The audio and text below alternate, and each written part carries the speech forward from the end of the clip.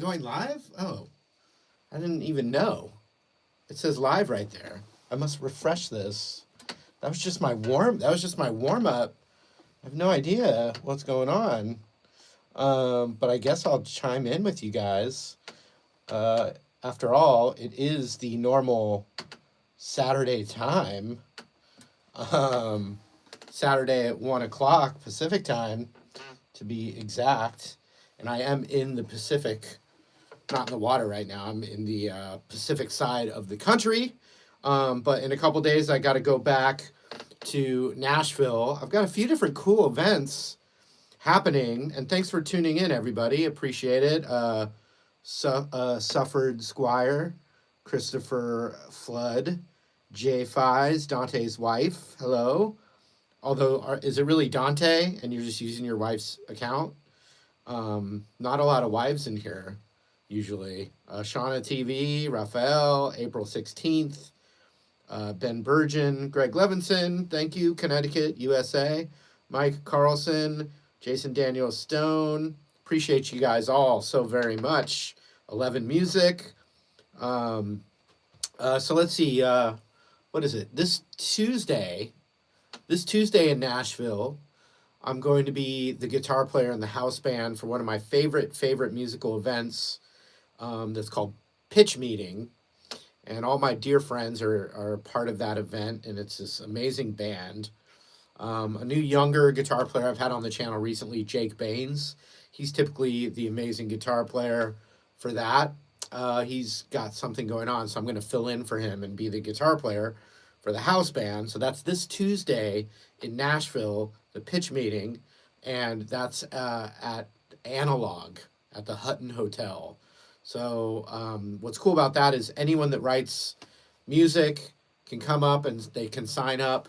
And not everyone gets to go up, but you sign up and you can get called up and you can play one of your own original songs, and the amazing band will back you up with horns and percussion and background vocals and keyboards, and my other one of the best guitar players in Nashville, Mike Gannon, on slide guitar. It's just absolutely phenomenal and incredible. So that's this Tuesday, the pitch meeting at Analog at the Hutton Hotel. Usually starts around 7:30 at night. So that's Tuesday. And then the next day, so I'm actually going to be out in public. The next day, that Wednesday, I'm going to be doing my own event at the Gibson Garage. At the Gibson Garage in Nashville, Tennessee on Wednesday. And that's a free event at the Gibson Garage. It's either at 3 o'clock or 4 o'clock. If you just look up the Gibson Garage, they have a festival going on called Garage Fest. And so that's Wednesday. I would love to see anyone come there. And if you play guitar, or even if you don't play guitar, you can come up and play with me and a band. And that's usually based on my event that's called Back to Basics, where people can come and just feel what it feels like to play with a live band, including me up there supporting you. And it's not for expert guitar players. If you're an expert or a shredding guitar player, you can certainly get up there, and some of them do. But if you're just a super beginner, I've had people come up who literally know 2 or 3 notes, and they can come up and play with a full band. And it's really exciting, and it's always just an amazing time. And it's part of Gibson Garage Fest. Luca Silva, Greg Levinson, Christopher Flood again. Thank you so much. Ozzy Farrow, how have you been? Alex Holden II as well. Crossroads Lesson. I love the Crossroads Lesson. Lucas Silva, November Rain. Yeah, that's a tearjerker. Ozzy Farrow, Gibson Garage, London. I would love to get out there. Joseph, got you into Led Zeppelin, and now never going back. Nor should you. Roger Brook, tell your dog that I said hi. Ruff, ruff, bark, bark. Coco, Ethmac, thank you so much.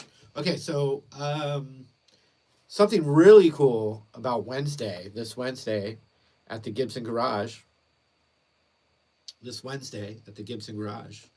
I have a few different surprise guests, special surprise guests. But since this is just my live stream, I think I'm going to spoil, because it's not a million people aren't watching right now. Although I do have just about 4.6 million subscribers here. So YouTube does not do a good job of notifying those 4.6 million. So why is it even called subscriber if, they're not notified that I'm making a live stream? But whatever. This is, I don't own YouTube, so I can't control that kind of thing. But check this out. This Wednesday at the Gibson Garage, I think it's 3 o'clock. My special guest, but don't go out there and spread it out there, but tell your friends to come to the Gibson Garage, because my special guest is going to be Jake from Greta Van Fleet. The guitar player from Greta Van Fleet is going to be surprising everybody, and we're going to do, hopefully, an amazing throwdown jam.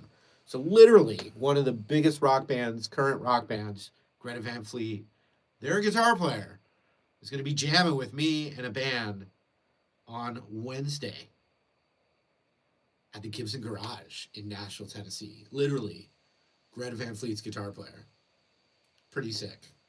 Okay, so I have a G blues that I was playing earlier, and I want to show you a couple of my little Clapton-esque, not Jake from State Farm, but close. Jake Kiska? I don't want to say his name wrong. I'll have to go check out the name again. him and the lead singer are identical twin brothers. Not everyone knows that because they style themselves differently. But yes, Jake from Greta Van Fleet will be jamming with me on Wednesday. Tell your friends. And then Tuesday, pitch meeting at Analog at the Hutton Hotel. So 2 Nashville events that I'm doing next week. I better get my rest. You know, I'm getting up there. Got to conserve all my energy, conserve all the energy I can. Okay, so check out this. I'm going to show you a couple little Clapton-style licks.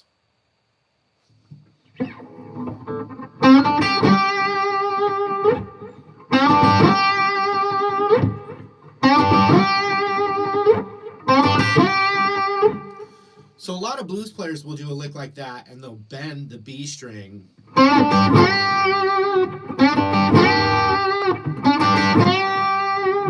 Dirk Lowen and Brody, get your guitars. Christopher Flood, get your guitar. Omar Angel Linares, thank you so much for the nice comments. Grab your guitar. Sufford Squire, grab your guitar. Okay, so we're in the G minor pentatonic, and I've got the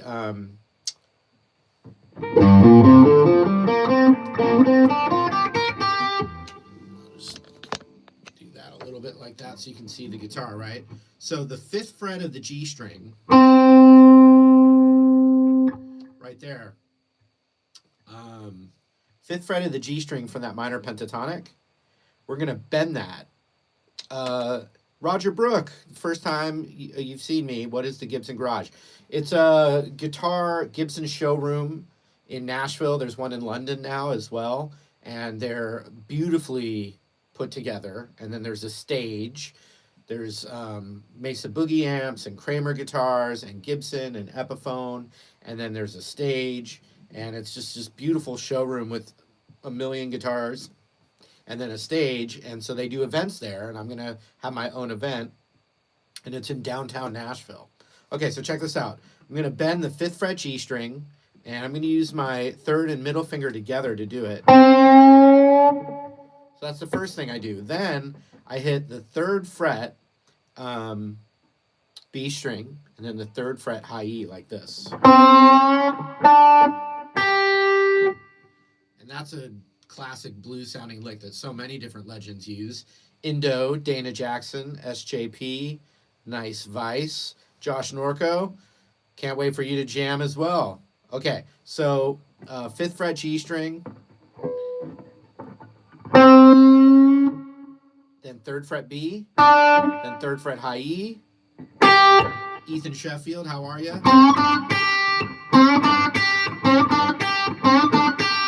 So that right there could be its own lick. He asked when, Ethan asked when I started playing guitar. I started playing guitar my senior year of high school. So I was 18 years old. And then I just kind of never looked back, and I just, really got into it, really got passionate about it. So check out this lick. That itself could be its own repeating lick like this.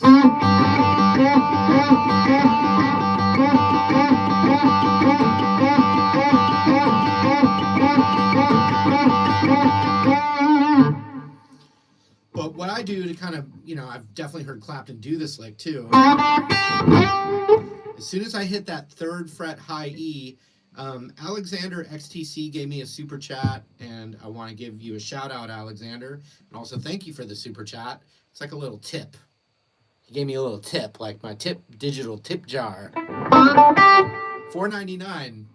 I think that can give me a half a coffee, which I will gladly do, and I appreciate you.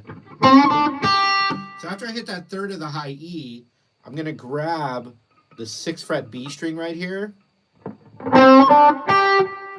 And as soon as I get to that 6th fret B, when I pick it, I immediately slide up a whole step, which is the same note as that 3rd fret high E. So check it out.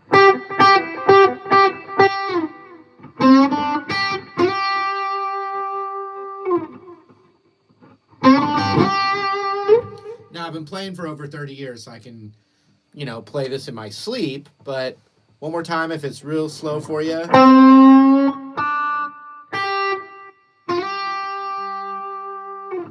And that's the first lick. Very Clapton-esque. Christopher Flood said, I don't think you realize how fast I learned to play hundreds of songs and play well, nearly as good as original. I'm 44 and have great music history knowledge. That helps. Cool. Jasmine Alexander, hello. Joseph Smitherman started playing 2 years ago. Tried books and apps, didn't work as good as my videos. Thank you for all the videos you've made. Thank you so much. You know, I've made over 4,000 videos here in the last 9 years. That's a lot. Okay, so here's that lick again.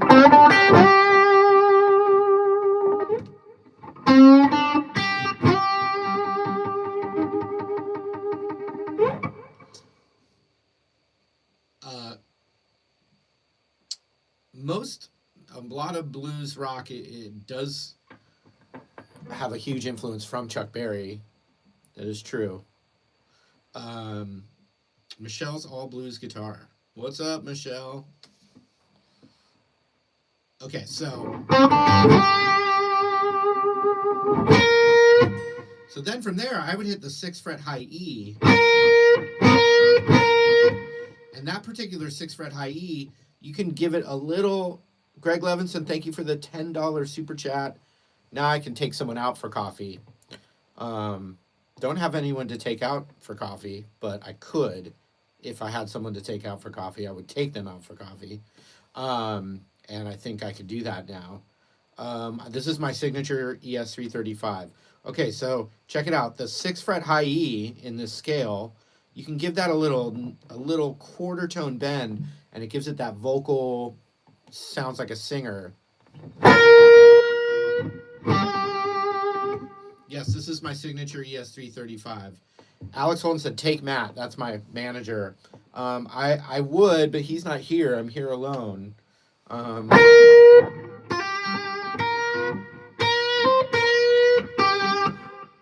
alone. No one to take to coffee. But I'm just fine because actually I have... a few hundred of you here right now. Okay, so that 6th fret high E, as you bend it up, that gives you this blues quality, but it sounds really bad if you start to bend it up and then go back natural. Like when it starts to go back down, it doesn't sound good. Marcus H with the 10 quid super chat. Marcus, thank you so much. Kathy G, hi. Oh, thank you. She's commenting on the improvements to the martymusic.com website. More improvements coming, including the app version, which if you already have courses or a membership to martymusic.com, if you get the app, you just put your login in and it'll have all the same stuff, but on your mobile device. Okay, so I have this lick. And then I add the 6th fret high E.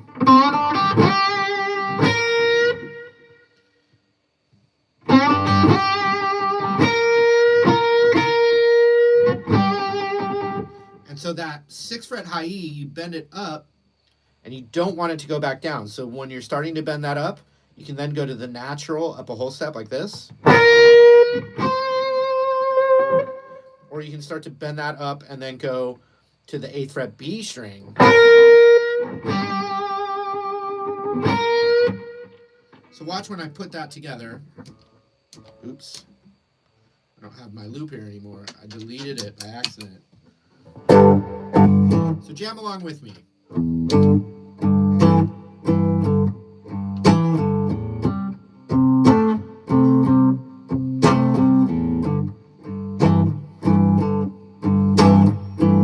Try it. Bayou Senior. Alex Holden, the second. Mason Scarlett. Grab your guitar.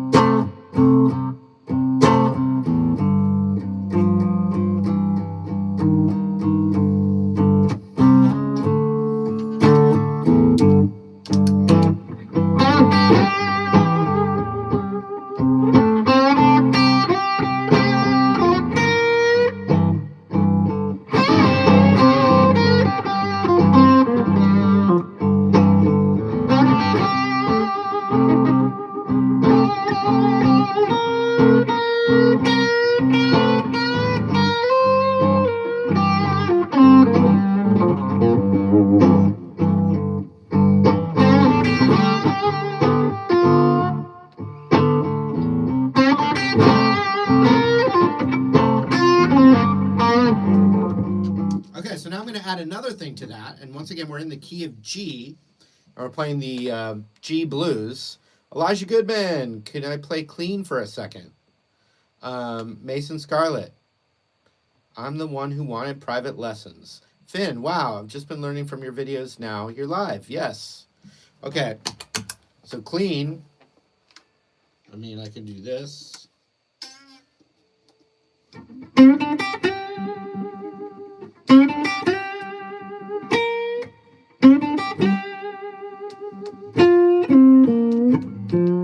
Monash 8106. Marty, can you play with teeth or give a tutorial? There's no tutorial for playing with your teeth. You just put the guitar up to your teeth and try and use your teeth as guitar picks, which I will never do. It's just too many bad things can happen. Watch Hendrix do it or watch Stevie Ray or someone else. It's not a thing that I'm going to teach, but it's exactly what you think it is. Joseph Smitherman, thank you. Okay, so I'm going to add another thing, and this is one note that's not in the minor pentatonic. So if I'm on that 8th fret, high E, Storm Shadow, I grew up in Southern California outside of Los Angeles, Orange County to be specific. Newport Beach is where I was born and raised and went to high school. 20 years or so I lived in North San Diego.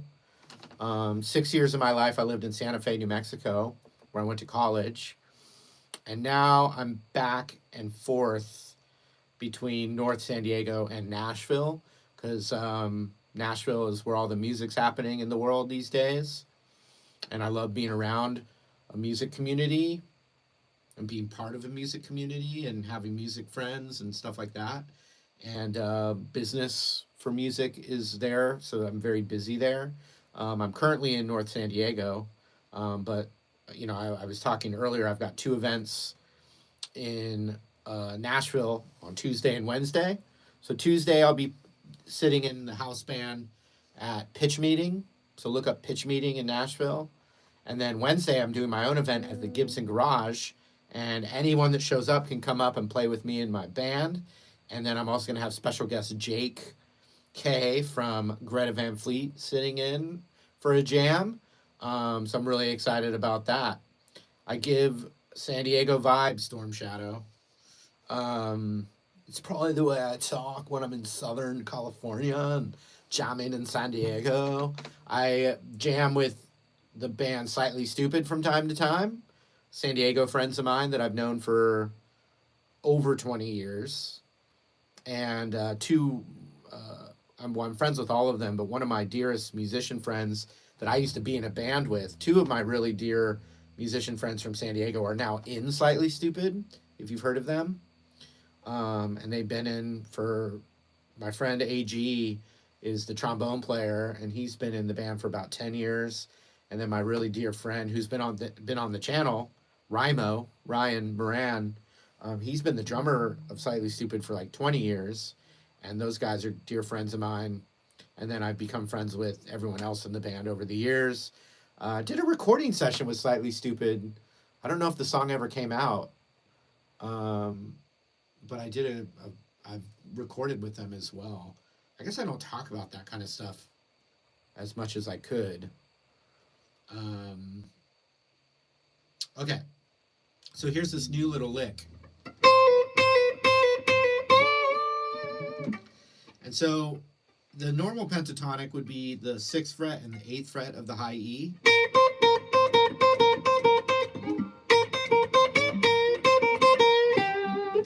But you can add this little piece of major and have it be 7 and 8 on the high E. And you keep your middle finger on the 7th fret high E and then pull off the 8 like this. And then you can bend up a whole step. So far I showed you this lick. And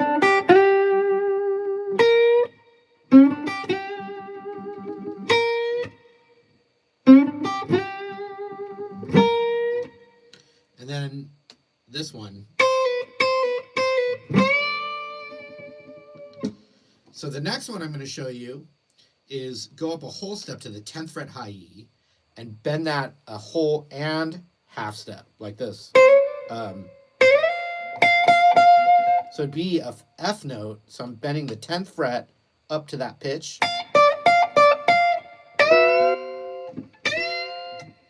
Then go natural 10, 8, 6. Watch this. And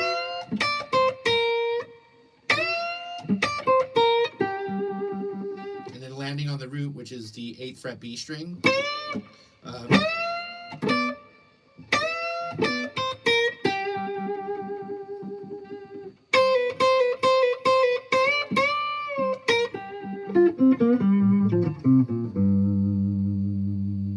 So I'm going to put those together now. Let's see.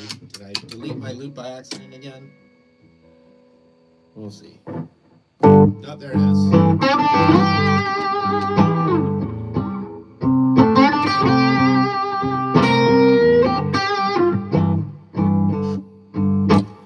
Let's see. Was it a pull off on the 10th fret, Christopher Flood? So I'm bending that 10th fret up a minor third, it's called. Then I hit it natural. Then with my index finger, I go to the 8th fret. Then slide the index down to the 6th fret. And now I'm in that extended scale like this.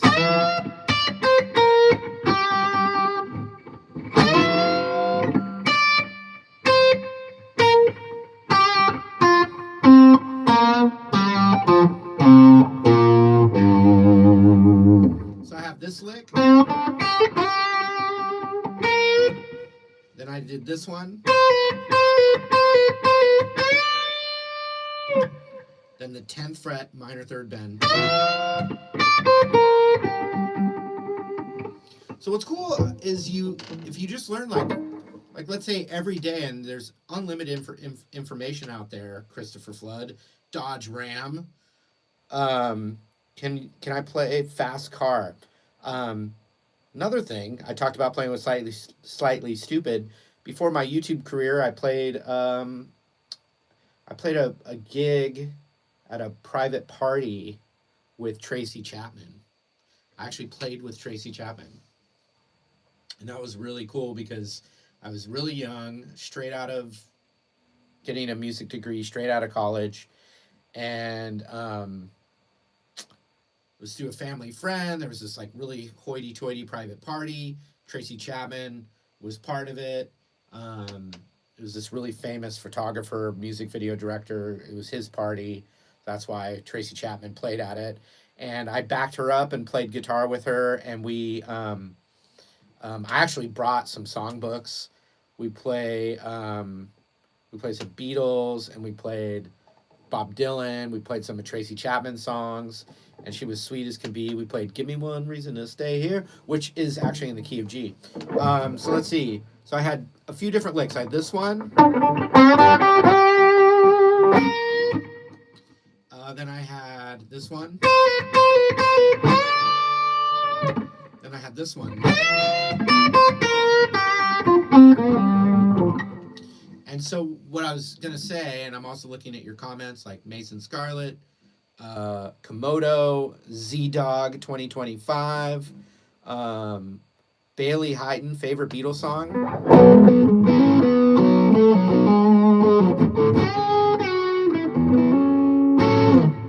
Maybe Don't Let Me Down. They have a million amazing songs. Oh, but what I was going to say is if you just woke up and learned one lick a day, but like really learned the lick, then what you're doing is you're actually building up a vocabulary, because every lick, if you know it pretty good, then you can make up your own licks off of the device of the lick that you learned. Ted Fitzgerald, I have a new Eric Clapton inspired by course that I just shot. This little thing that I'm talking about today, I shot today. So the course isn't done, but I literally am showing you guys some stuff that I just shot earlier that'll be, it'll be chapter 31 and chapter 32. I'm going to probably stop at about 40 chapters, so I'm almost done with it. But it's literally the stuff I was just talking about. Ezekiel T wanted a shout out. You got it. MAL, play Layla.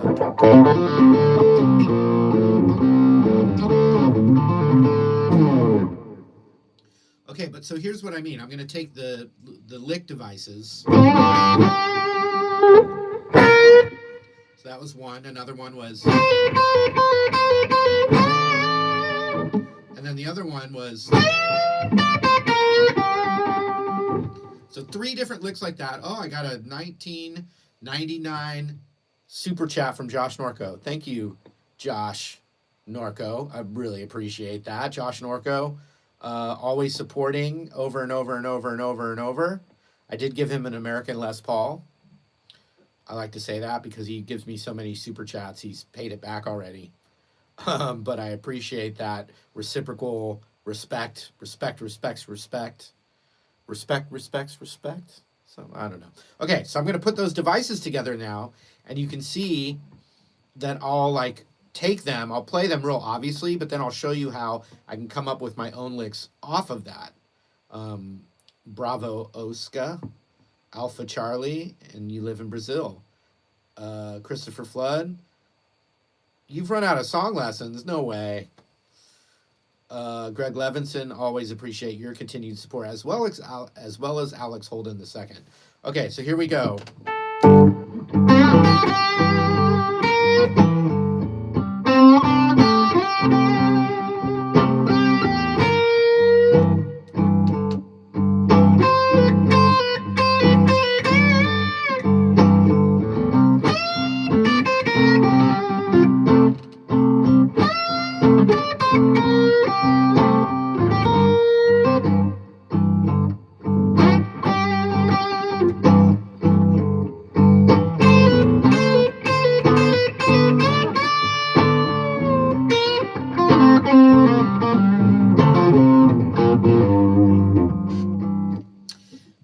See that? So, and also when you play the minor pentatonic scale, and I'm in G right now, Mason Scarlett, Lady J. Marie, Doman Kozink, Thomas Amuna Tegui. Thank you, mate. Mason Scarlett.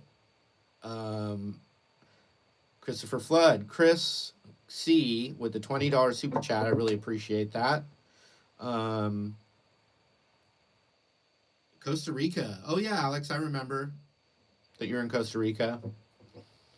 Omar Angel Linares, thank you so much. Frank Skradsky, Doman Kozink, Hogtied, play some Steve Vai. That's not really my category, but I did see Steve play. I saw Steve Vai play live with Whitesnake when I was like 15 years old, something like that.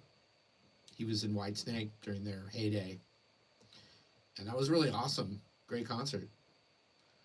I think Eric Johnson's amazing. I love Jeff Buckley, by the way. Gabriel Phoenix asks. I love Jeff Buckley. Godfrey Salvarez. Simple Man. Can't go wrong with Simple Man. But so here's the other thing. You start to learn licks, but then you also have the ascending and descending minor pentatonic. And what the number one value you can get, and I met Slash. Lenny asked about Slash. I met Slash. King Blob. Supersonic. The Mates. Okay, so check this out. G minor pentatonic. You want to practice this over and over, sitting on the couch, watching TV, in between video games, waiting for your meal to cook, whatever it is. I used to say waiting for your Pop-Tart. So put your third finger on the root. So that for key of G, it's the 3rd fret of the E string. And then you have this little run. 1, 3. And then on the A string, you have 1, 3.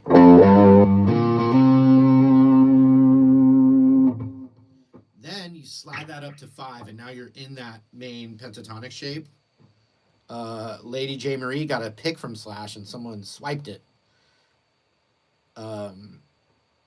Okay, so 1, 3, 1, 3. Slide to 5. And then 5, 7 on the D, and 5, 7 on the G, like this.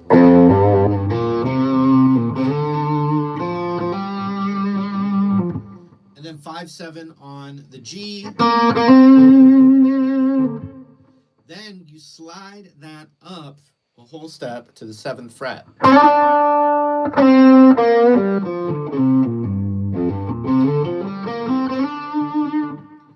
Then you switch to 6/8 on the B, and then 6/8 on the high E, Christopher Flood. And then you can now slide that up to the 10th fret, or you can bend it. And then you can also slide it up and bend that one up the minor third from the lick I showed you.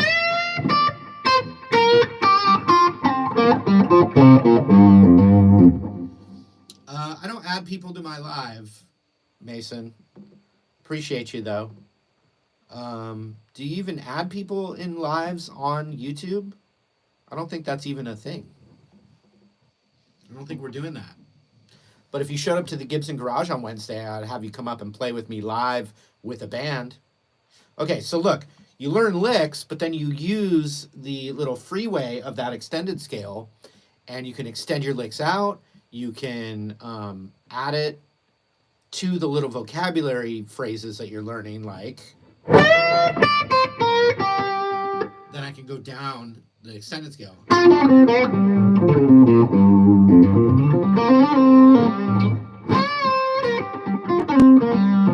So watch, I'll just play that extended scale for a second over the loop. Salad Dog, may the Schwartz be with you as well. Mason Scarlett. Gibson Garage is in downtown Nashville. And then there's also one in London. Greg Levinson said, I'd be so nervous. What's really cool is I'd say 95% of the people that come up are super nervous. And it's one of those things where, and you don't play as well when you're nervous, but it's a really supportive environment. But the other thing is you get to like overcome that fear. And then when you're done with it, you're really relieved that you did it. Even if it didn't go amazing, you're stoked that you did it. Kathy G, who's here almost all the time, and I appreciate her support so much. Kathy G got to do that, and I played a gig in New York pre-pandemic, right? I played a few gigs in New York, but Kathy was there with her daughter, and she didn't know she was going to be coming up and jamming, but I pulled Kathy up on stage, and we played Hey Joe, and she did an amazing job. And I'm sure she was nervous. I've played probably over 1,000 gigs and performances where everyone's staring at me, and I'm still a little nervous every time. Like when I do the Gibson Garage event and I walk out there, everyone's staring at me, and it's quiet, and I'm on stage, and it's a weird feeling, you know. But you have a lot of adrenaline, and you channel the excitement into, doing it. Okay, so I'm going to just play that. I'm going to play the extended scale, then I'm going to play the licks that we worked on, then I'm going to combine them together. Here we go.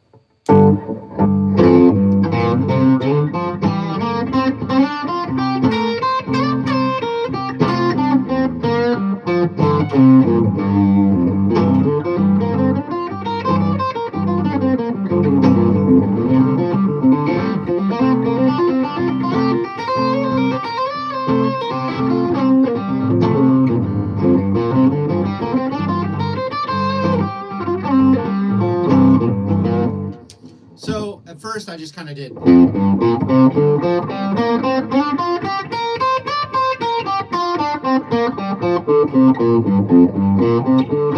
But then you can do stuff where you don't just do it all even, and you slide and add character. Just picture everyone in Star Wars underwear. So like this.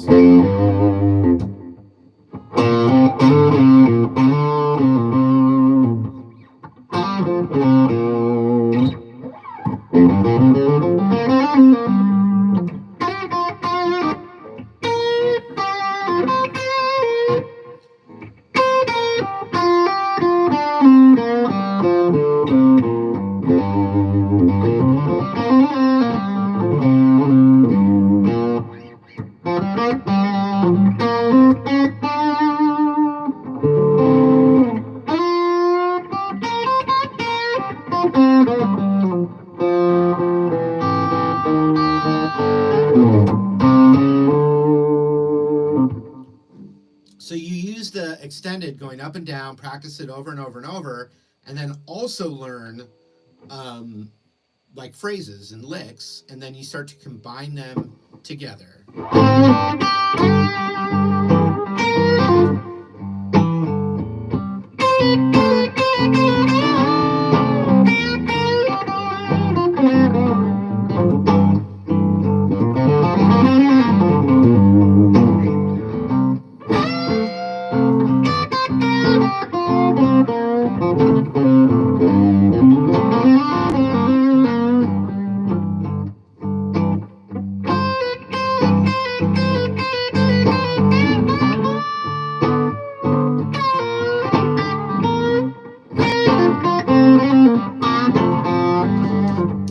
Another good one is the 6th fret high E, and then a really quick pull off from 8 to 6 on the B. So like, and then with one pick. And so if I hit a down pick and quickly pull off from 8 to 6 on the B like this, with an up pick, I hit that 7th fret G like this.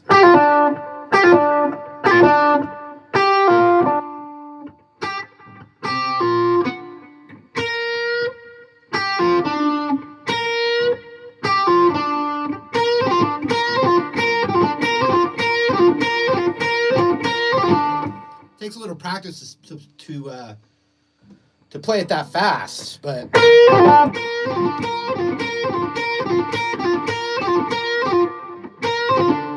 so now that's a whole nother lick, and I told you to learn one a day. Practice that extended scale up and down, and then learn one lick a day, and you'll be on your way. So here are the licks I did earlier. That was lick 1. Lick 2. Lick 3. Jason Kaler, this is live. And then the extended scale.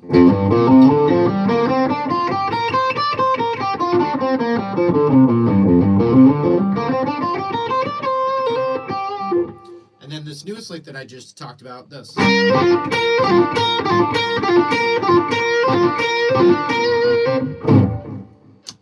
And you can do those over a different kind of progression, which is a Clapton-esque. Clapton didn't write it, but let me try it. And I'm going to use my looper pedal. Quick shout-outs, Sart, Mason Scarlett, Lady J. Marie, thank you so much, Wyatt, Matthew, Mason, M-A-L. Well, yeah, I mean, this is just one live stream of, thousands of hours we can put into this stuff. You can go all over the neck. That's just not what I'm talking about at the moment. Bradford Wilk, any good places to throw in double stops? Any place. I'm just not using that as a concept at the moment for this video. JXSH4. JXSH4. I don't know what you're trying to name yourself, but or how I would pronounce that. JXSH4. It's hard to say. I use D'Addario NYXL, D'Addario NYXL 10 gauge. And I've used D'Addario my whole guitar playing life. So over 30 years I've used D'Addario strings. My guitar teacher, Chris Sherland, used them, and I copied my guitar teacher at the time, and he's still my friend and all that. And then I worked at a music store and saw that the D'Addarios were the best strings there from the professionals that would come in. So I've never stopped, and I've always used 10 gauge. Not doing Nothing Else Matters today, although I could go.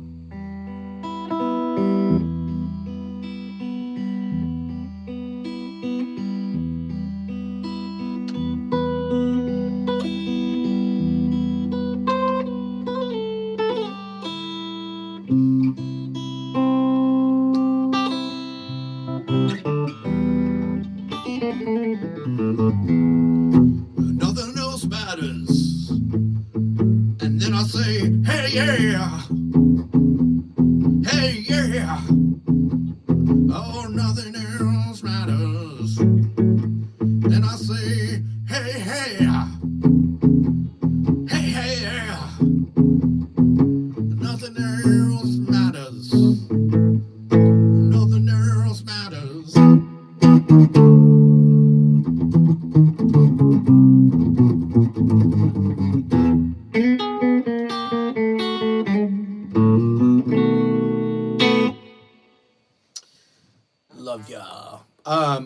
So here's another jam.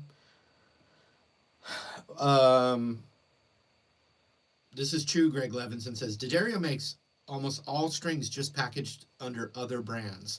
Now, I could never go into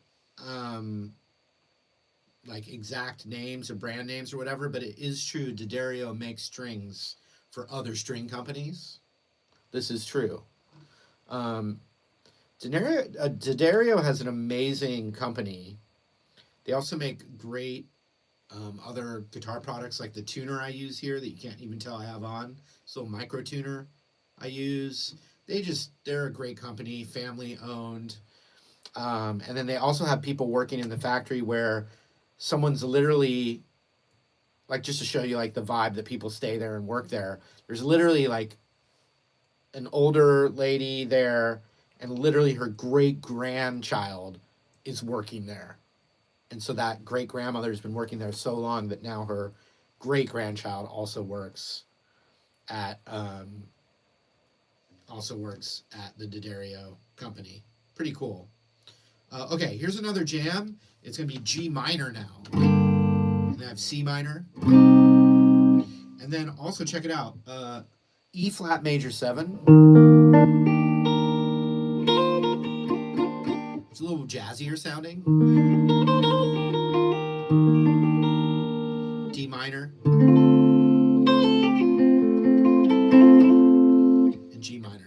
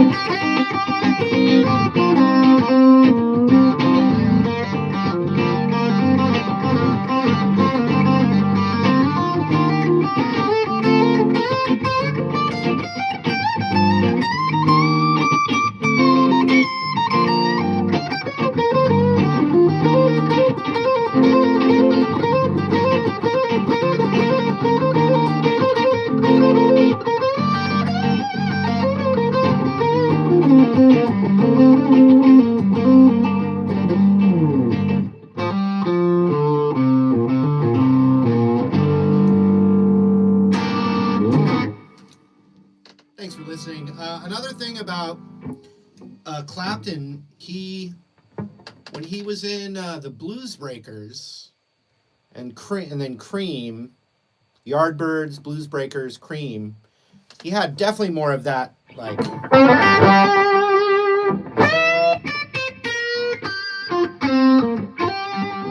And then by the time he was solo on a Strat with I Shot the Sheriff, he was doing more of this, like.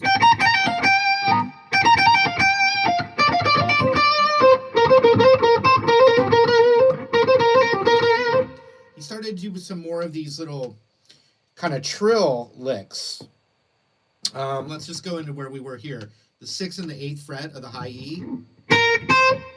I just picked 6 to 8. We're in the key of G, G minor pentatonic still. The Beano album, I've been listening to that every day because of the Clapton course I'm working on that'll be done soon. And yeah, I like that old Clapton vibe.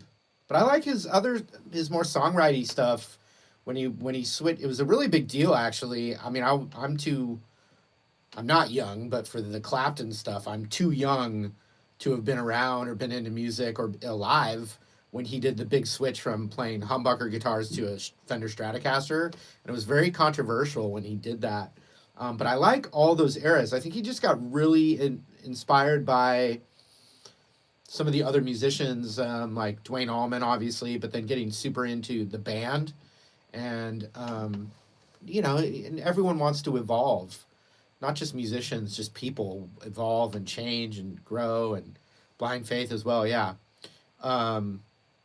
But so anyway, here's some a little bit later. He started to do these trill, kind of little trill licks.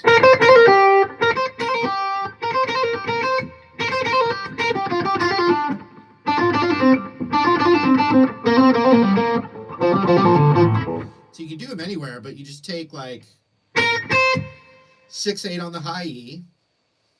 So I did that. Puneet Kumar, thank you. He bought my Modes Masterclass, inspired by Hendrix and Tasty Zone. Those are all courses that I sell at martymusic.com. I really appreciate you giving me the feedback on that. Really, really, really appreciate that. Ted Fitzgerald, why do people regard the band so highly? Why, a lot of people can't be wrong, but everyone's got their own. So far, we still have the freedom to choose what we like and what we don't like. There's this kind of a swampy groove to the band that maybe was unique for the time, because it was like bluesy and rock and roll, but it was just had this kind of like swampy, funky undertone to it. But I don't know. Maybe some other people can give their opinion. So check it out. I'm going to pick 6 to 8, but then a quick hammer-on pull-off between the 6 and 8, like this. Watch again.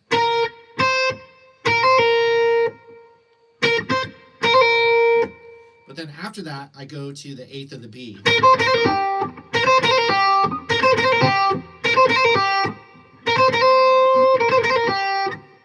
And then if I'm between the B string and the G string, it's 6 and 8, but then 7 on the G.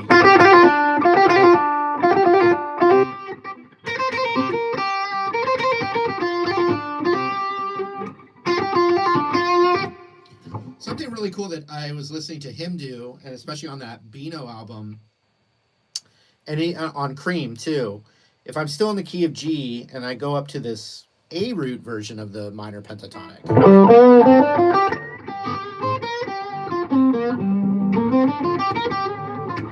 you've got the 11 and 13 on the B string, which is the same as the 8th on the high E.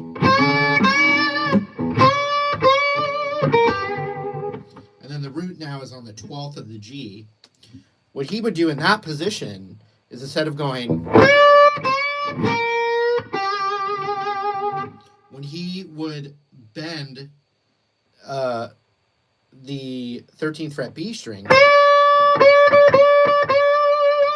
he would add that same note there that it's bent up to, which is on the 10th of the high E. Normally I would do that double stop here, like with the root, which he did that as well, but he did it a lot in this other little spot. Let me do another just loop. And yeah, I'm just going through the volume of my phone. Just bear with it. Okay, so let's see. So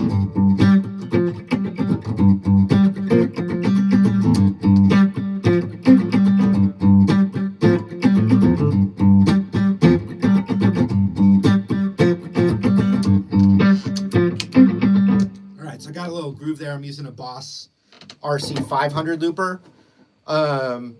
Rachel Rosado says, why do you have that hat in your videos? My pedal board looks like nothing. It's overdrive,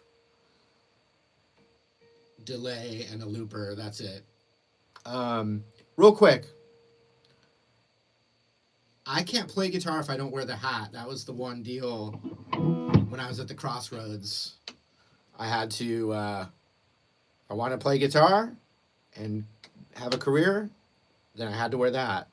That was the deal. But actually, when I first made YouTube videos, I was auditioning for someone else's channel. It wasn't my own channel. I didn't own it. And they needed blues teachers. I didn't get to promote myself or even say my name. And I'd won a hat in a raffle the weekend before, and the hat was still in my car. I didn't wear fedoras. But I was kind of auditioning, trying to make an impact. And so it was basically an audition to be a teacher on this, one of the very first guitar YouTube channels, which wasn't mine. Like I said, I didn't own it. In fact, the only thing I've owned 100% of is this one right here for 9 years. Never owned 100% of anything else. So I had to do this. But anyway, I'm auditioning and they want blues lessons. So I'm like, hey, I got this hat. What do you think? It's kind of bluesy. And the guy said, yeah, that's cool. Wear that. That's, you're trying to stand out. You couldn't make, we're in this new world now, but back then, you couldn't make a thumbnail. You couldn't even, I don't think you could even pause a part of the video to make your own thumbnail. It would just randomly pick a part of the video as your thumbnail. And what happened was it was just someone else's website, and the videos came out of me teaching, and I had the hat on, and the videos for the time basically went viral for them. They became very popular, and I was trying to do my own thing. And so I realized, okay, and the comments on that channel were, hey, we like the guy in the hat. Bring the guy in the hat back, bring the guy in the hat. And then also, because you couldn't make your own thumbnails, the thumbnail silhouetted with the hat, it was very recognizable. So that was kind of my happy little accident of what could now be called branding and my brand. And then when I had to start from scratch, I talked about that last week, I had to start all over from nothing about 9 years ago. And it was like, all right, I am never taking the hat off, and it's become my brand. It's like, it's actually been in some ways, if you think it's silly, I don't disagree, but it's actually also been one of the most amazing kind of elements to helping me get a career. It's as silly as it is. It's like so true. I can go out in public not wearing this hat, and I will still get recognized, but if I go out in public and I'm wearing the hat, I'll get recognized 10 times more. And I'm basically advertising myself when I wear the hat. So anyway, and I do not have a hat sponsor. I talked about that last week too. Okay. So here's the idea. The G minor pentatonic with the root on the A string. So the A string would be 10 to 13, and then 10, 12 on the D, then 10, 12 on the G, but then 11, 13 on the B, and then 10, 13 on the high E. So he would bend that 13B string, but add the natural 10th fret with it.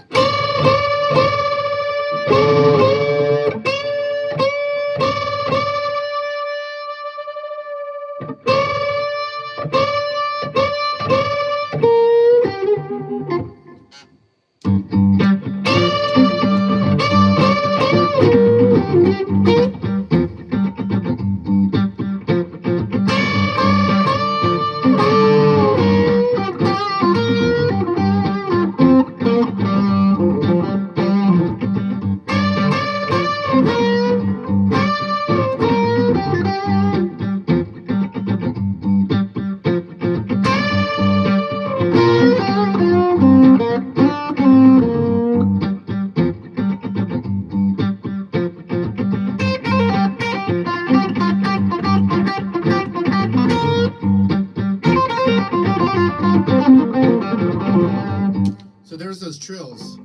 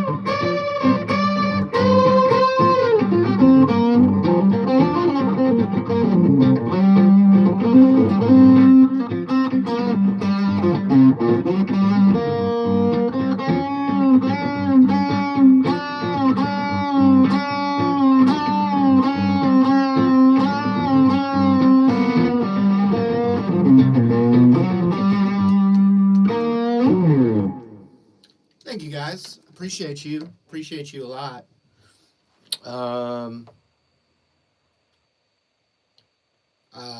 Let's see. Well, I've gone over an hour. Bradford Wilk, Lady J. Marie, thank you. Made for Music. No Master of Puppets today. Ted Fitzgerald. Sart. Nothing Else Matters solo. Yeah, you know, I don't know. Not really into the Metallica requests. It's probably one of the most common things I get on here. And I'm not good at playing Metallica. And I actually love Metallica. I think there's, you know, an amazing band, but I don't play that stuff well. And I certainly don't have it memorized. So you can request it. I ain't doing it. Leonardo M. Around the World, Kings of Leon. They're great. They live in Nashville. Yeah, so real quick shout out. This coming Tuesday, pitch meeting, I'll be in the house band. And that's pitch meeting in Nashville. It's at Analog, the Hutton Hotel. It's usually all night, and it's an amazing event. You will be so inspired to go. And then Wednesday, I believe at 3 o'clock at the Gibson Garage in Nashville, I'm doing my own event with special guest Jake from Greta Van Fleet sitting in. Actually, we have a phone call on Monday to talk about what we're going to actually jam. It's supposed to be a surprise, but this is just my live stream, so this is my more diehard people, so not everyone. It's not like a public announcement. It's a live stream announcement. If you see it anywhere else, you'll just see like, oh, special surprise guest. But it will be Jake K from Greta Van Fleet. Very excited. He is a friend of mine. We're not like best friends or anything, but we're friends, acquaintances. And love that there's a big rock band like that doing their thing, and they're young and still have so much time ahead of them to keep growing and making amazing music. So I will be jamming with him on Wednesday, Tuesday at Analog with Pitch Meeting. And then in September, it's not announced yet, but I'm doing my own music retreat, which when you see that announcement, you'll be really stoked. That's going to be amazing event. I'm really, really excited about that. Marty Music Mountain Retreat. It's going to be in upstate New York, and Eric Gales is going to be one of the guests. Jared James Nichols is going to be one of the guests. Guitar player and instructor Dr. Molly Miller will be one of the instructors and players. Michael Palmisano from Guitargate will be one of the instructors. The Pitch Meeting Band will be there, including their original band, Moga Family Band.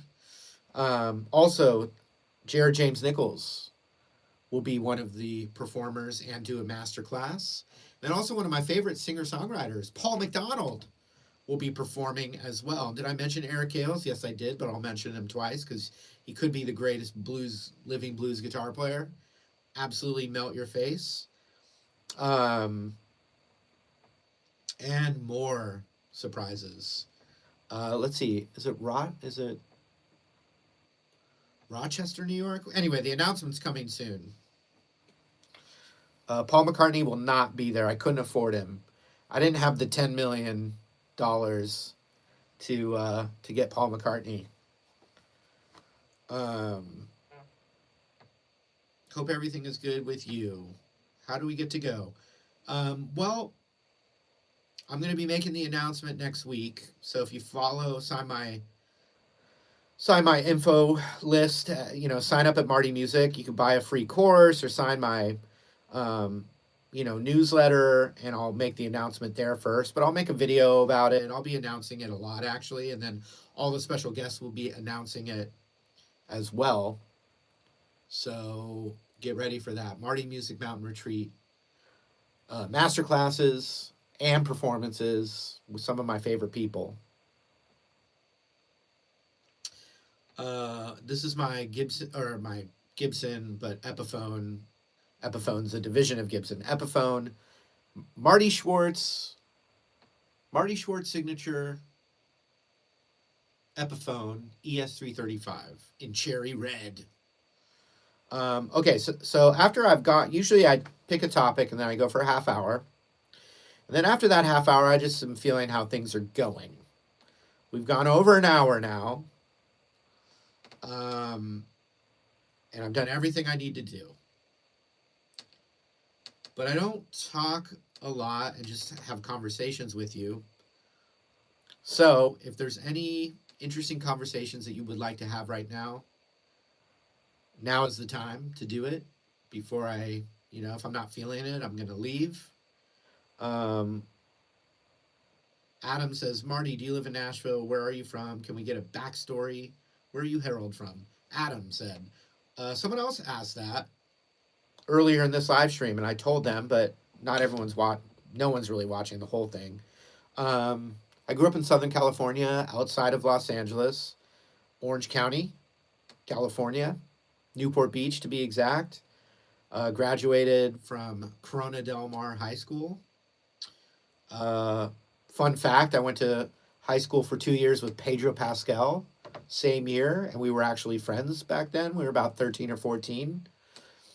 We're not in touch anymore. He left to go to performing arts school. And when I say we're not friends anymore, it's not a negative thing. He just moved and went off to do his own thing. But we were actually friends. And the one cool thing about that is that we worked on this project for English class once. We're the same age, same year. And his name was Peter at the time. I don't think he was, he was trying to fit in a Southern California school and went by Peter, not Pedro. And his real last name is Balmaceda. So in some ways I went to high school with Peter Balmaceda, who became Pedro Pascal.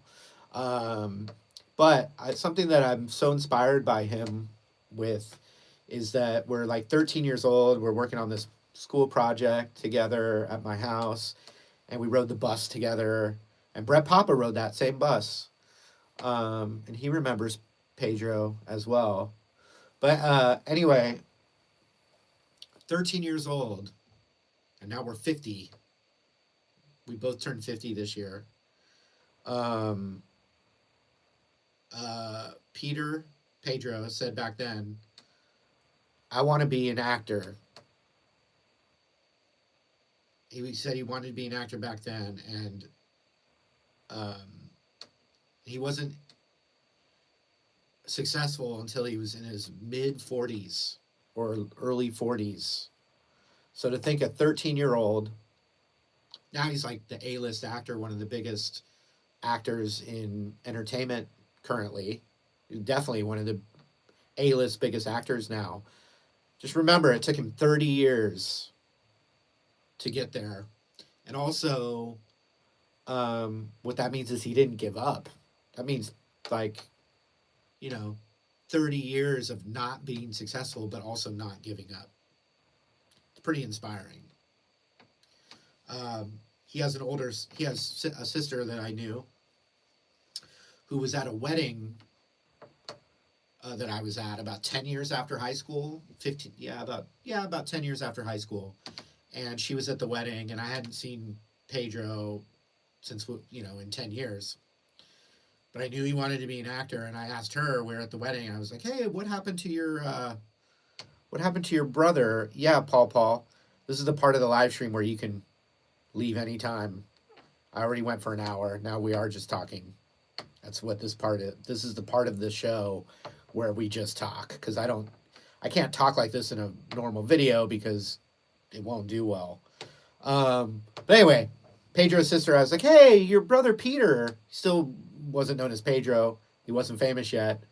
And I was like, hey, your brother Peter, remember, he always wanted to be an actor. Like, what's he up to? And she was like, yeah, still trying to be an actor. He's a waiter in New York City. So he's basically waiting tables in New York City. It hasn't happened. He is just struggling, but he won't give up. So that's just I take that to heart, and I'm very happy for him. Like I said, we're not friends anymore. And I'm not a clout chaser, so not trying to be. But I just want to say I think he is absolutely inspiring to know that, he's a 30-year overnight success. So the main thing with that is he never gave up. Lay Wolf, Dynasonic single coil pickups or Filtertrons for a Gretsch. Your preference. I have no idea. Man, and every type of pickup has its own, every kind of pickup you can get to sound good, and they have different qualities. Like a humbucker sounds different than a single coil, but neither is better or worse. It's like really, like I love the way Slash's guitar sounds. It's very syrupy and electric violin, it's got that like thick violin kind of woman tone. And then Stevie Ray Vaughan's this like crazy biting single coil Fender Strat sound, and Hendrix the same thing, like, and I love that too. So really you just gotta like dig into what you like. Mouse says, why don't you guys meet up for coffee or something, reminisce?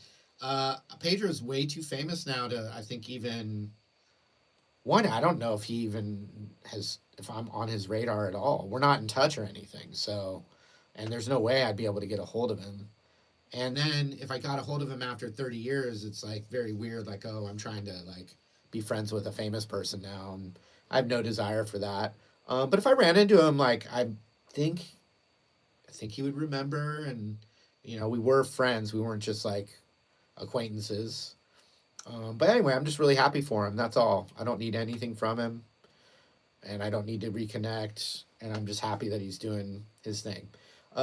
Graphical processing unit. Marty, do you know any other famous people? Sugar Ray, the band Sugar Ray, went to my high school. They're about 5 years older. And that was a big deal even back then, because they got a record deal like right out of high school. They were called the Shrinky Dinks.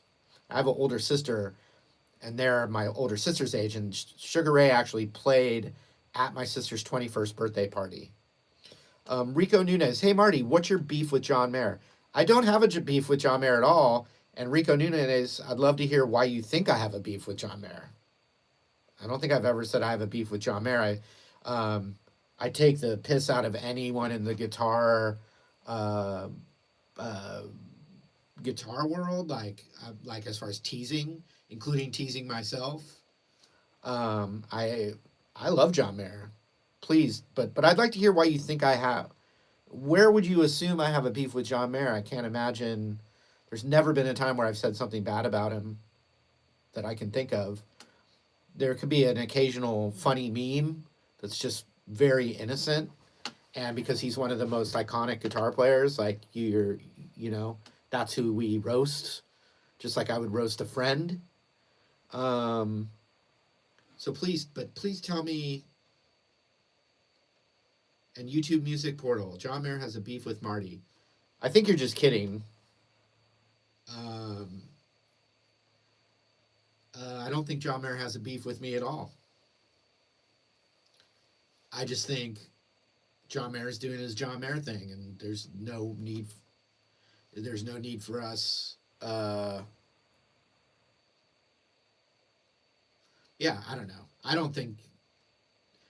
don't think John Mayer has a beef with me, and I also do not have a beef with John Mayer. I really respect him, and I've never met John Mayer. John Mayer, he doesn't follow me on Instagram. He's liked some of my posts, but it's usually whoever's on it with me is what he's liking. I've seen him like talk, or I know other like people in my little world of like YouTube guitar, and he definitely mostly avoids YouTube guitar related things or people. Um, like I think he's just in his own little sphere of being really famous and a musician, and really I feel like maybe he just doesn't want to be in any kind of guitar YouTuber uh, sphere, which I actually don't blame him. Um, I saw him with Dead and Company, and it was good at the Sphere in Vegas, and that was a really fun event going to the Sphere in Vegas. I've seen John Mayer play. I've seen John Mayer play a few solo concerts. I was also at the really famous 2010 Eric Clapton Crossroads Festival where John Mayer played with his trio, and that's like because there's a famous DVD of that. I was at that live, and that was phenomenal. Um, I think most people that rip on John Mayer, I mean, we're all entitled to our own opinions, what we like, what we don't like. John Mayer's had been around so long that we've watched him, basically be almost a teenager to now a 40 something year old guy in this fame, being famous for that long. People make mistakes, people's egos go up and down, and so he's had things where he's like said the wrong thing in a magazine interview or like done something, and he's under the microscope for 20, 30 years. You're gonna like make mistakes. But what I would say is most people that rip on him, like if I see something on Instagram and people go, oh, John Mayer sucks, I actually think mostly that's coming from a place of jealousy, because he definitely does not suck. You may not like his music, but he's a phenomenal musician, and you can tell super high IQ guy, and pretty damn good sense of humor. For the most part, doesn't take himself too seriously. I have no connection to him. Um, don't not trying to meet him or anything. Like if I did meet him, I'd be happy to treat him as a respectful peer or whatever. But I'm just not chasing any of the clout. I've been able to do this for 17 years and make a living and have a great life from it, and none of that was clout chasing. Yeah, I'm talking about John Mayer. Alex Holden II, Tomo, is a friend of mine. Tomo is my friend. Tomo has been on my channel. Tomo has actually stayed at my house. Tomo and I have, stayed up late at night talking about personal things and bonding as friends. We've been out to dinner together. We've shared a beer together. He's been on stage with me. And he's a great educator, great teacher. And, so Tomo's my friend. Let's see, Jared James Nichols is my friend. And I love Jared James Nichols. I mentioned this guy earlier, Paul McDonald. He's not a virtuoso guitar player, he's a songwriter, singer-songwriter, Paul McDonald. Go listen to him, man. He's so great. Eric Gales is just absolutely mind-blowing, and I'm friends with him. I just had a great bonding with like friendly hangout, filming and bonding session with Robert Randolph, and we really got along great. And so that was really awesome. Greg Levinson wants to share a beer with me. I would have a beer with you, Greg. I barely drink. I'm almost about as sober as can be. I never had a drinking problem.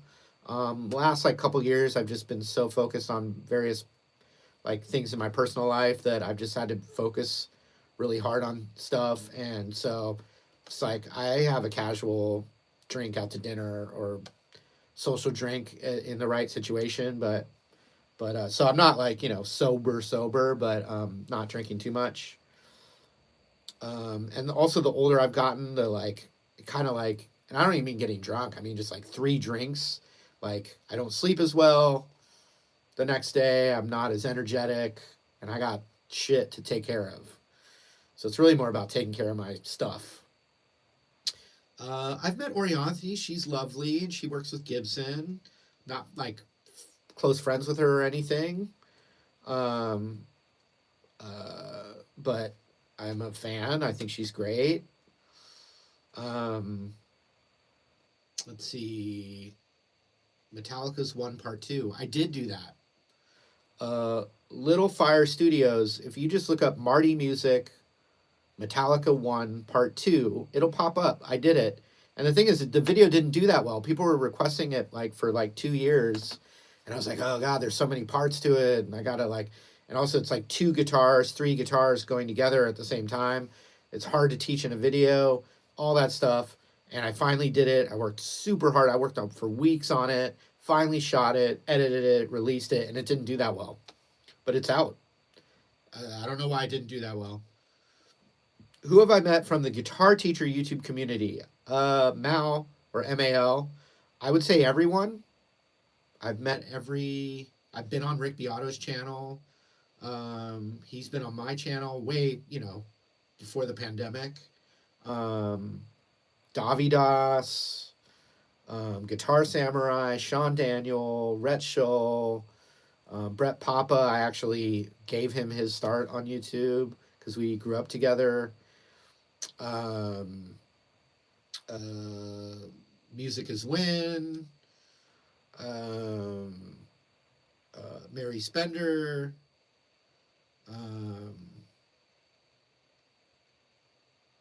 Michael Palmisano. I know all of them. Alex Holland said Uncle Larry. That's Tom Bukovac. I do not know Tom Bukovac, but I might as well know Tom Bukovac because we know so many friends in common. Sean Daniel's a very good guy. When was the last time I played with Wise Monkey? It's been many years. I had an opportunity to play with them a few months ago, but I would have had to, I was in Nashville at the time. I would have basically had to fly in from Nashville to San Diego, play the gig, and then I had something where I had to immediately come back. And so I just couldn't make it happen. Okay, so Stitch Method I have hung out with. Ricky Comiskey, and I've had lunch with Brian from Active Melody, and Steve Stein will be one of my teachers at my Marty Music Mountain Retreat. So all of those people I've met. Stitch Method, thought I ripped. It's funny because I've been doing this 17 years, and he's super nice, Stitch Method, but he at first thought I copied one of his videos, which was a very silly thing to think. I've never done that, but it was a miscommunication. But you know, he got like he got huffy about it, and I explained that that's not the case. Guthrie Trapp, I am friends with Guthrie Trapp, and he's one of those great humblers. He's so amazing at guitar. He's one of the best guitar players, Guthrie Trapp. He's really incredible. I've sat in with his trio at the Underdog. He plays Mondays, a lot of Mondays in Nashville. I've done a slightly stupid lesson. I've done a couple, I think. But Guthrie Trapp, I've sat in with his trio. And after I sat in with him, which obviously I'm not, he can run circles around me with technique and stuff, but I was able to like, contribute to the jam and not feel like an idiot. And so when I finished doing that, I was like, okay, if I can sit in with Guthrie Trap Trio and contribute, then I can sit in with anyone. That's not me saying I'm better, but it means that I can like hold my own and contribute in some way where it's not silly.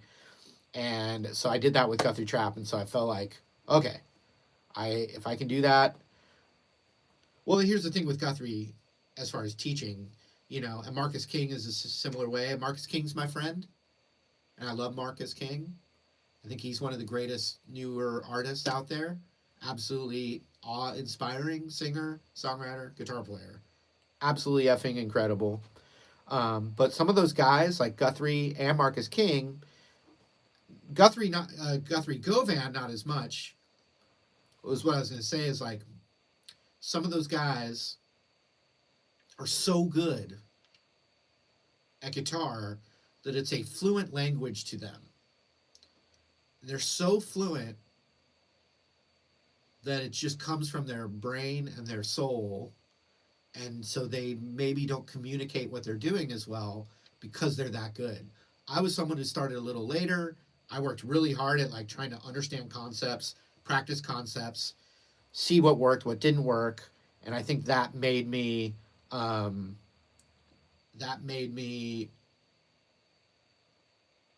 probably just my personality too, but like that, I think that made me a better guitar teacher because I wasn't a virtuoso. MAL, I would never talk. The last thing I would ever want to talk about. Let's just say I hate all politics, and Marty music is an escape from that. That would be the dumbest thing for me to ever do is bring up politics, and nor do I want to. Nick D, is Nashville the place for guitar players? Absolutely yes. Nashville is not only the place for guitar players, and most of the best ones live there now, including Marcus King, Guthrie Trapp, Jared James Nichols, Tom Bukovac, Brett Mason. I mean, the list is too long, but Nashville is also where the music industry is now. The biggest management companies are there. The music publishers are there. You've got the Ryman Theater is one of the most epic theaters ever. Nashville has become the best. I've done music for 30 years, and I've never seen a city or a hub as thriving in music and as important in music as Nashville is currently right now in my whole life. I've never seen anything like it. I've been, New York, LA, Austin I've been to. I've played in Austin. Nothing comes close in the whole world in music to Nashville. And it just pulled me there. About 10 years ago, I started going there, and I've only got more and more inspired by that city. Justin Guitar was a huge inspiration to me, and he's also a great guy, and I would consider him a great friend, although he lives in London, so it's not like we can like go hang out and see each other very often. But over 10 years ago, we co-hosted some guitar clinics together. I did some in London with him. He did some in San Diego with me. Anyone on here, I doubt, went to one of those. Now, Guthrie Govan, I have never met. And he's just, as far as technique and geniusness on guitar, there is no number one, but he has to be in the conversation. Guthrie Govan has to be in the conversation as the greatest guitar player alive in his prime right now. Once again, there is no greatest, but like his skill is unmatched. I mean, there's others. Like I said, it's an argument. He's in there with the top. You can't say he's not. MAL, you're asking. I don't know if you're trying to like, stir things up. But Carl from Guitar Lessons 365, I've hung out with him on multiple occasions. He's a really great guy. I definitely consider him a friend. People try to like pit us against each other, which is totally normal. But we have never had a beef. We've always gotten along. I respect him, and couldn't say anything bad about him. Ah, Malo. Zach Wild is your favorite shredder. Zach Wild's awesome. I love his so many riffs he wrote for Ozzy are so good. Um, I mean Guthrie Trapp's amazing too. Guthrie Govan though is just like there's some crazy genius crap going on in his brain. Um, how would I go from beginner to intermediate? Said John Lister. Well, write a little list of the things that you need to improve. Yeah, no, it's all good, Mal. It's not you. It's just over the years, people have tried to like stir it up. No, I think it was because you're asking about the politics thing. That's what I was referring to. Wasn't that you? Uh, yeah, I've gone so long that this is where when I try to end it, it doesn't end anymore. The app like won't close for some reason. Anton Operin, I don't know who that is. Tom Morello, once again, he is in that topic of what makes a guitarist great or unique is that they make up their own sound and their own identity on guitar. And Tom Morello did that as well as anybody. Whereas like a Guthrie Govan could run circles around me, he could run circles around just about any guitar player, including Tom Morello. But Tom Morello wrote some badass riffs, and he made his own sound where you pretty much know it's him right away, or it's someone that copied him. Now, YouTube Music Portal says Morello is overrated. And once again, that's an opinion. Rage Against the Machine was never one of my favorite bands. Tom Morello has never been one of my favorite guitar players, but he's absolutely carved his own path and has his own sound and his own vibe. He's very original.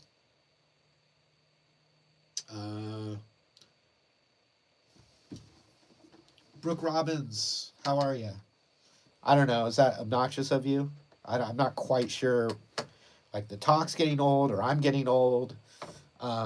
No one's forcing you to be here. Brooke Robbins, you get a special shout out, but no one is forcing you to be here. Jerry Cantrell, Kim Thale, I love them. I've met Jerry Cantrell more than once. He was super cool. First time I met him, it was like 15 years ago, and he talked about, I think his daughter was learning guitar from my videos, which is really cool. No, brother, I've been watching you since I was a kid, dude. Brooke Robbins, all good. There's no context. I have no context for these comments. I may get a little defensive sometimes because I'm like, spending my time here with you guys, and there's always trolls, so sometimes I might read it the wrong way, so I apologize. All good. Like I said, I have no context for the comments. But I appreciate you, Brooke. It's nothing personal. Zachariah Richard, did I meet Kurt Cobain? No, but I saw Kurt Cobain. I saw Nirvana live. I was fortunate enough to see Nirvana open for the Chili Peppers, and so, in other words, it was before they were bigger than the Chili Peppers. At the time, Chili Peppers were bigger, and Kurt Cobain opened for them, so I got to see them, and it was freaking amazing.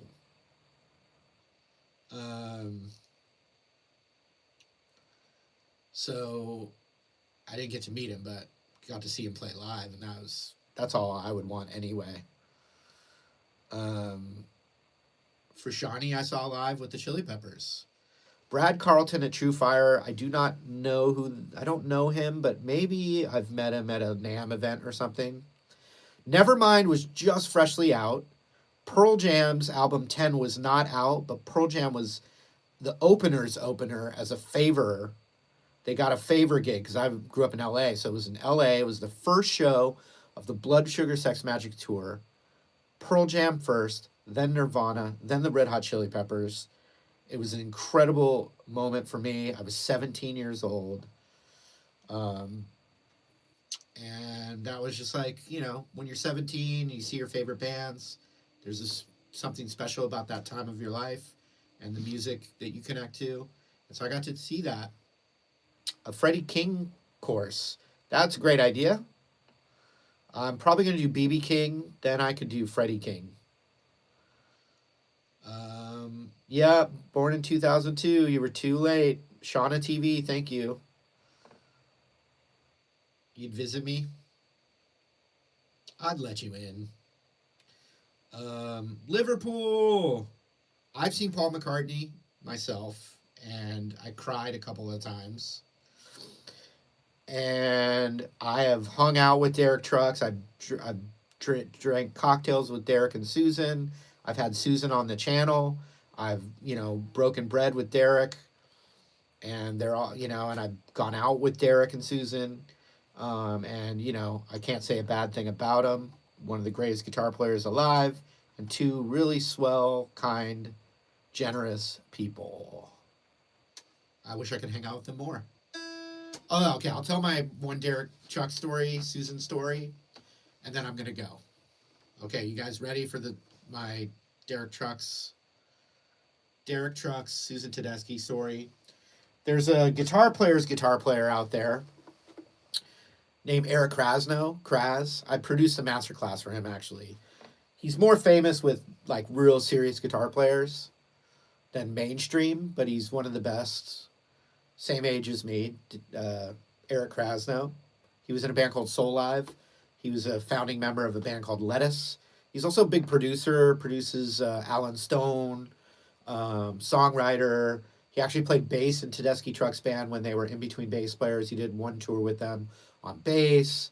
He is heavily respected in the music world. He's won Grammys, all that stuff. So Eric Krasno and I, we have known each other for 30 years. Through a mutual friend. Before any of us had real careers, I knew Eric Krasno as kind of a younger prodigy. And so I've been friends with him ever since. I hosted Eric Krasno in Nashville. He was there for Marcus King's wedding. Yeah, Marcus King got married. And so Eric Krasno, who has spent little time in Nashville, he came to visit Nashville and he stayed with me at my house. We're friends, and we had a great hang, and I was trying to show him a good time in Nashville. In fact, he got to play at the pitch meeting, which I'm doing on Tuesday, which is going to be really cool, this Tuesday at Analog. So Eric Krasno, he sat in with pitch meeting, and I played too, and that was really great. So anyway, I was trying to show Eric Krasno a good time. I took him to this really badass restaurant with this famous chef, super famous chef. The restaurant's called Audrey. The chef is called Sean. His name's Sean Brock.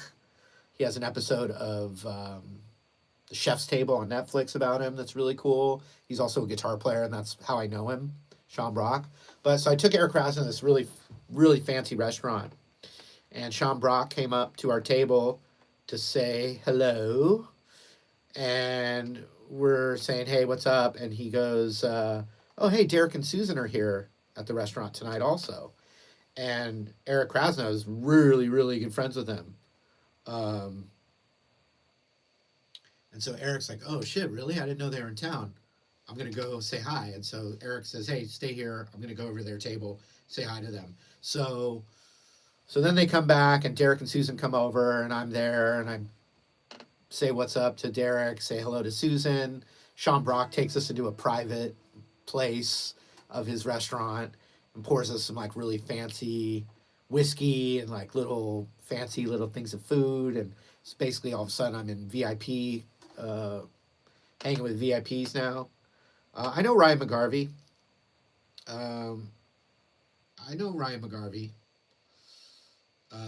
I know all about the Crossroads Fest thing too. I was part of that debacle. I do not have a drink sponsor, but anyway, okay, here's my Derek story. We're all together, me, Derek, Susan, and Eric Krasno, who guitar players love, but he's not maybe as well known in the music world as much as the guitar world. So I know of this really great open jam night at the Flamingo in Nashville. So it was a Wednesday night. And so we get in a black SUV, as big rock stars do. Um, and so it's me, Derek, Susan, and Eric Krasno in this black SUV getting taken to this kind of open jam night in Nashville.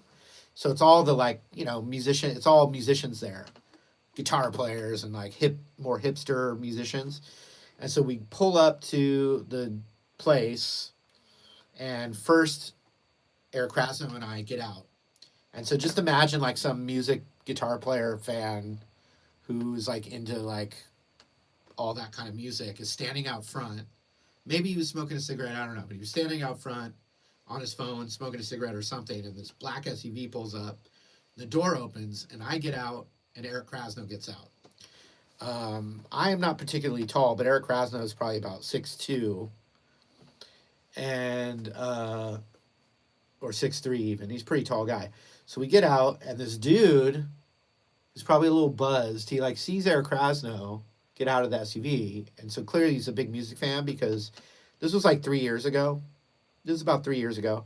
So he sees Eric Krasno, and it's the only person he sees, and he goes, "Whoa, are you Eric Krasno?" And Eric Krasno goes, "Yeah, what's up, man?" And then I'm standing there, and he looks over at me, and he's like, "Whoa, oh shit, you're Marty Schwartz," which I don't like to brag about that kind of stuff, but this is what he said.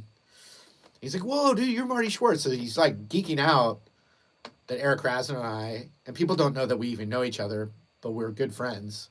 So we're standing there, and I was like, "Yeah, man, just wait," because he was like blown away by me and Eric Krasno. He's just like, you could see on his face that he was like, his jaw was open, and I was like, "Dude, just wait." And he's like staring at us, like already dumbfounded. And then like Susan gets out, and his eyes just get big. And then Derek gets out, and his eyes just like, you can just see he's like having a full on, like, am I dead? Am I alive? What the hell is going on? And so it's kind of like the guitar clown car of guys getting out, me, Eric Krasno, Susan, and Derek, just one after the other getting out of the car. And then we went inside, and the band, the jamming people, and I'm friends with that drummer now. At the time, I didn't know that drummer, but now he's my friend, and he's playing with me sometimes.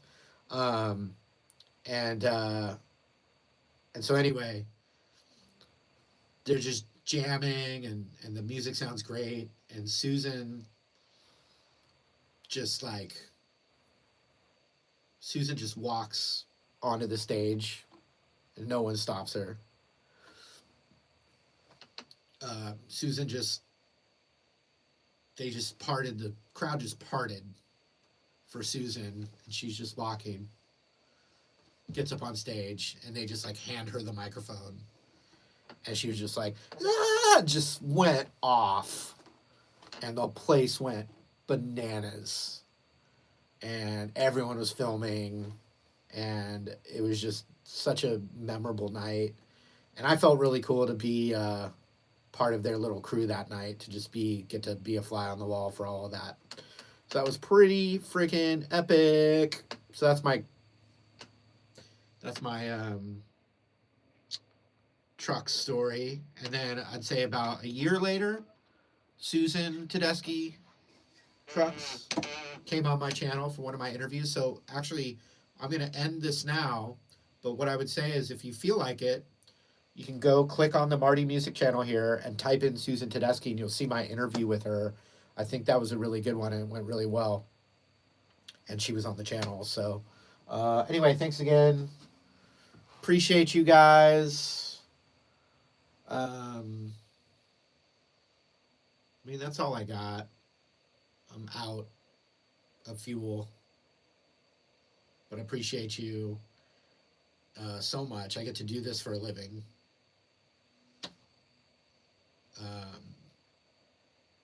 I get to play guitar, share love of guitar, and also put my kids through college and keep a roof over my head and stuff. So thank you so much.